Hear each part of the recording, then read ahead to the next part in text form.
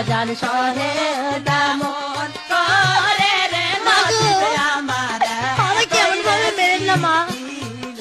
হাতে ধরি পা আয়ে পড়ি গো ওই আম্মাজান মিনতি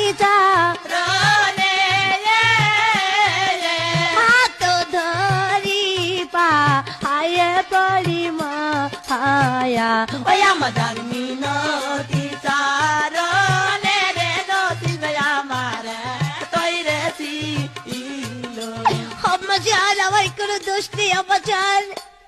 আমি বলছি আমার বাসর ঘরে আপনার ছেলে এসেছিল আম্মাজান